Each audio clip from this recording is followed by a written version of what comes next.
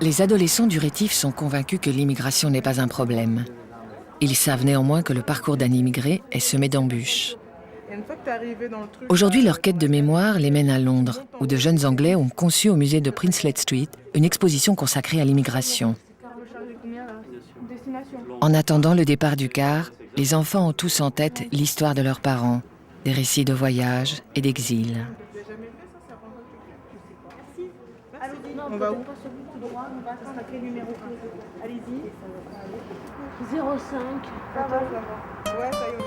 Je sais que mes parents sont venus l'un après l'autre et que ma mère est venue en avion. Je sais que le voyage de ma mère en France était prévu, car elle devait rejoindre mon père. Ce que je voudrais savoir, c'est pourquoi mon père a-t-il choisi de partir? Et quelles étaient ses raisons? Savait-il quand il était jeune qu'il devrait partir un jour? Dans quelles conditions a-t-il voyagé? Ma mère voulait-elle rejoindre mon père ou n'avait-elle pas le choix pour des raisons de pauvreté? Ce que je ne saurais jamais, si les parents de mon père voulaient qu'il parte, si dans leur village, plusieurs personnes sont parties, si quelqu'un attendait mon père en France.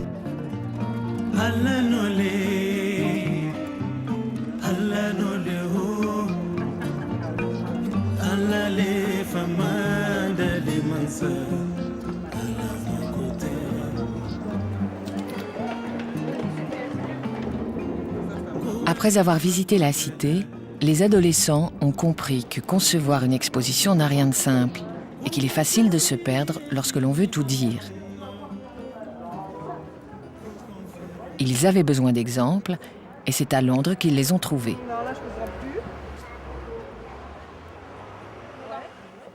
Le musée du 19 Princelet Street se trouve dans l'un des quartiers les plus populaires et cosmopolites de Londres.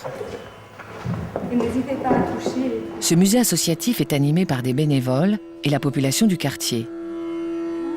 À la différence du musée de l'immigration français, celui de Londres propose une vision plutôt sensible que scientifique de la question de l'immigration. Dans ce musée, on ne trouve aucune carte, aucun document d'archives.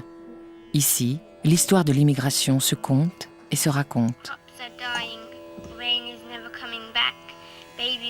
Dans les années 50, les Britanniques, ils avaient besoin des ouvriers pour venir travailler ici pour très peu d'argent. Alors, ils ont fait des publicités aux Antilles et beaucoup de gens sont venus avec dans leur tête les rêves. Quand ils ont essayé de trouver quelque part pour loger, ils arrivaient à une porte et sur la porte, il y avait écrit « Pas de chien, pas d'Irlandais et pas de Noirs ». Et ça, c'était un peu la réalité pour eux. Pas pour tout le monde, bien sûr, parce que toutes ces histoires sont jamais aussi simples que ça. C'est toujours un peu plus compliqué.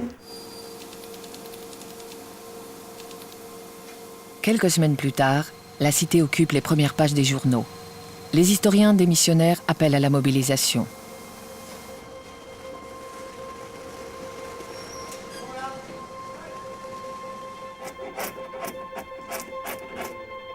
Dans la galerie qui accueillera l'exposition permanente, les travaux s'achèvent seulement maintenant. L'inauguration qui avait été envisagée au mois de juillet a été repoussée à la rentrée. Mais pour les médiateurs, les vacances d'été vont être de courte durée. Ils doivent retourner sur les bancs de l'école pour parcourir 200 ans d'immigration. L'historienne Laure Pitty a choisi ce matin de s'attarder sur la définition de mots apparemment simples.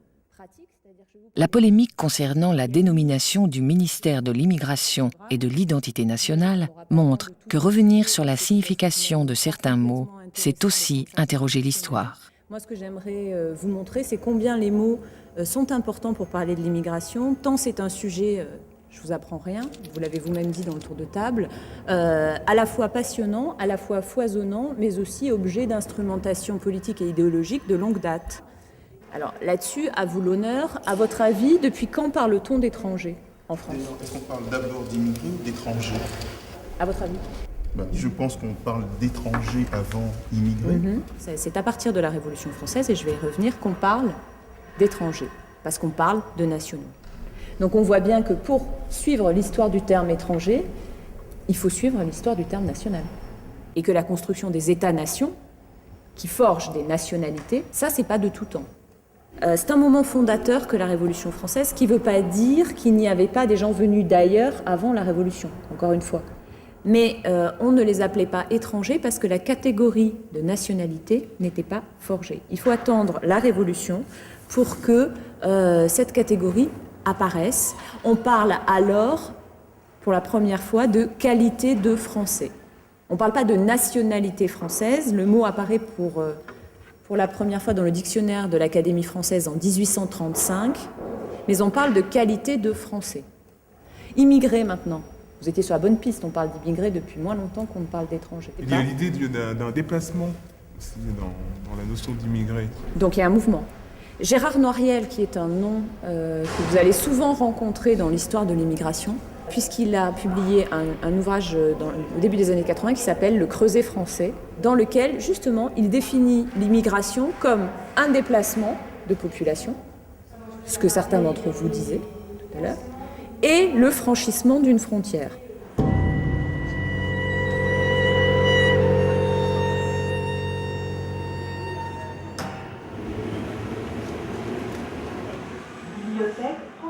Tandis que les Parisiens découvrent l'affiche annonçant l'ouverture de la cité, des débats houleux agitent le Parlement.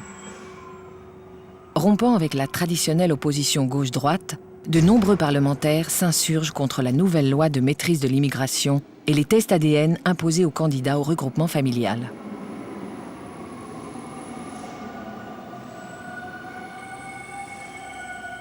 Est-ce que la cité peut faire l'économie d'aller s'interroger sur les débats en cours, voire d'y prendre part? On sait bien que l'histoire, c'est d'abord la science du passé, ce qui veut dire que ça nécessite quand même un petit peu de recul. Le musée fige forcément, il institutionnalise, il grave, et c'est compliqué de graver, de fermer un débat qui justement est encore en cours. Donc ça me paraît assez normal que l'exposition permanente n'arrive pas jusqu'à l'ultra-contemporain. De toute façon, techniquement, ce sont aussi des formes lourdes et on courrait en permanence derrière l'actualité. Je pense que justement l'histoire peut venir nourrir les débats du contemporain. Donc non pas y prendre part et confondre les disciplines, mais en revanche amener ce qu'elle sait, amener les explications du passé, amener des points de comparaison. Donnons un exemple, les sans-papiers. Eh bien oui, l'histoire peut dire que jusqu'à la Première Guerre mondiale, on entrait en France avec un simple passeport, qu'il n'y avait pas de contrôle véritablement des entrées et à peine des séjours. Oui, l'histoire peut dire que de tout temps, il y a des étrangers qui sont rentrés en France, qui ont vécu en France, à côté de la loi. Alors on ne leur donnait pas forcément ce nom de sans-papiers, mais on réinscrit comme ça les questions qui sont posées aujourd'hui dans la longue durée.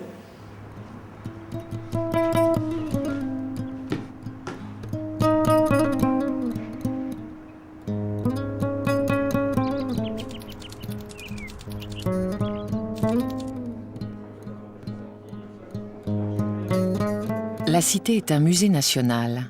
À ce titre, elle se doit de constituer une collection.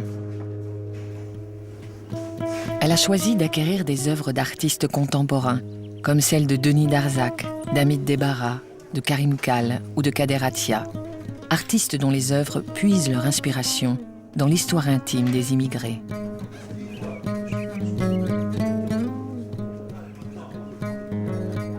Cette collection rassemblera aussi des objets et des documents hétéroclites, fruits des dons que la population fera à la cité.